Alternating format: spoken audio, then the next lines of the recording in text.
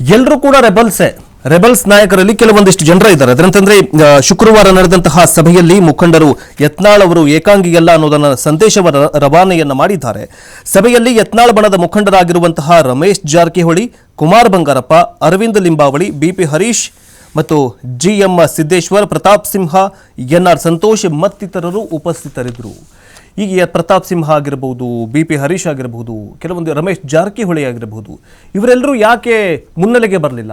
ಯತ್ನಾಳ್ ಅವರೇ ಯಾಕೆ ಮುನ್ನೆಲೆಗೆ ಬಂದ್ರಂತಂದ್ರೆ ಅವರ ಮಾತುಗಳು. ಅವರು ಜಾಸ್ತಿ ಮಾತಾಡಿ ನೇರವಾಗಿ ಅವರು ಏನಂತಂದ್ರೆ ವಾಗ್ಯುದ್ಧವನ್ನ ಮಾಡಿದ್ರು BY ವಿಜಯೇಂದ್ರ ಮತ್ತು BSY ಕುಟುಂಬದ ವಿರುದ್ಧ.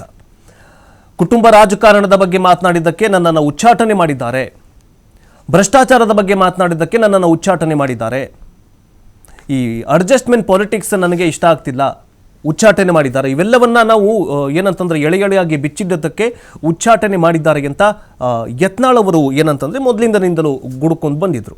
ಆದರೆ ಈಗ ಅವರನ್ನು ಉಚ್ಚಾಟನೆ ಮಾಡಿದ ಬಳಿಕ ಒಂದು ನೆಕ್ಸ್ಟ್ ಲೆವೆಲ್ ಎಂದಂತಂದರೆ ಏನು ಪಕ್ಷ ಅಂದರೆ ಒಂದು ಹೊಸ ಸಭೆ, ಒಂದು ಪಕ್ಷವನ್ನು ಕಟ್ತೀವಿ ಹಾಗೆ ಹೆಂಗೆ ಅಂತ ಕೇಳಿದರು. ಆದರೆ ಅವೆಲ್ಲ ಪಕ್ಷ ಕಟ್ಟುವಂತಹ ಮಾತೇ ಇಲ್ಲ ಅಂತ ಕುಮಾರ್ ಬಂಗಾರಪ್ಪ ಅವರು ಹೇಳಿದ್ದಾರೆ. ಈ ಒಂದು BS ಯಡಿಯೂರಪ್ಪ ಮತ್ತು ಯತ್ನಾಳ್ ಅವರ ನಡುವೆ ಒಂದು ದೊಡ್ಡ ಸ್ನೇಹ ಸಂಬಂಧ ಆಗಿತ್ತು.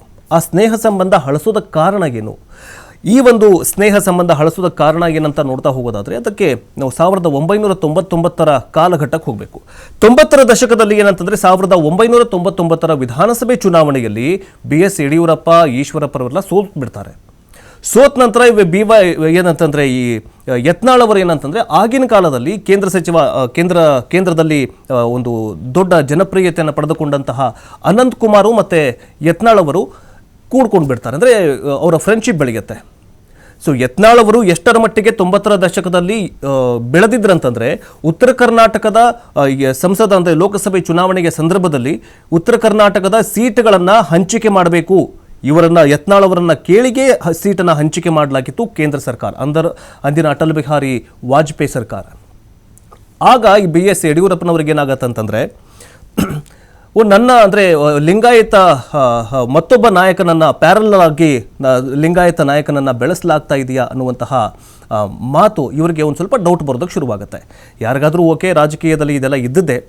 ಆವಾಗಿನಿಂದ ಇವರ ಮೇಲೆ ಹಾಗೆ ಸಾಧಿಸೋಕೆ ಹೋಗ್ತಾರೆ ಅನ್ನುವಂತಹ ರಾಜಕೀಯ ಪಡಸಾಲದಲ್ಲಿ ಏನಂತಂದರೆ ಚರ್ಚೆ ಆಗ್ತಾ ಇರುತ್ತೆ. ಬಟ್ ಕೊನೆಗೆ ಏನಾಗಿದೆ ಅಂತಂದರೆ BS ಯಡಿಯೂರಪ್ಪ ಅವರಿಂದಲೇ 3 ಸರ್ತಿ ಉಚ್ಚಾಟನೆಯಾಗಿದ್ದಾರೆ ಯತ್ನಾಳ್ ಅವರು.